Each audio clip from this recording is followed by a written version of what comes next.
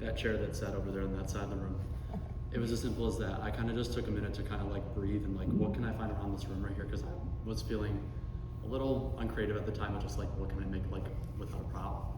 For a second, so I saw that chair and I was like, you know what, I'm gonna take this. So I picked it up and then made my first half my movements off that and just continued off. Where did you get stuck and how did you move? Ironically, actually, this is the one time I did not get stuck. I was actually pretty comfortable with it, and then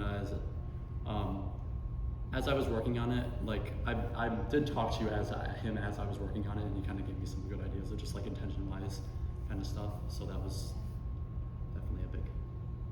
What contributions did your partner add? Yeah, see, I kind of just answered that one.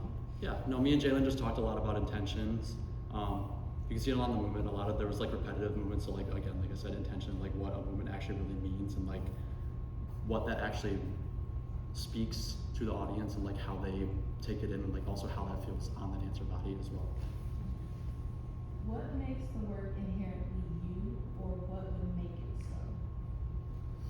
I'd say the thing that makes it me is, I'm gonna steal it right out of the book that you had us read. It was like, it's only me because it's something that only I could come up with at the time. Like no one else could do that right then and there. No one could have looked at that chair and was like, hey, I'm gonna do this exactly like this. So. And what did you add, remove, change, or refine since Monday?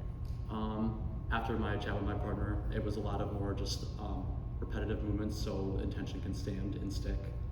There was moments where I kind of took some stillness and then also played around with some direction stuff too. So. And in a larger work, what might come before or after the solo? Well, speaking of the chair, I could see, I honestly, I said this idea to Jalen actually. I imagined like the part at the end there, I can imagine like a group standing behind them that's standing, that little group goes off stage and then they continue on with a chair prop or something along with that. And the question that I had was, were you influenced by something outside of dance? Yes, the chair. So it was simply just like, hey, I was not feeling creative at the time. I was like, I need something, whatever, blah, blah, blah. So I was like, I'm trying to think of like, the thing that popped in my mind was like the motion of how people move around party chairs at a party. That sounds really dumb, but like the way that like people interact and like push around them and like they'll leap, like get off, you're like in an enclosed space at like a big wedding. So like those kind of party chairs.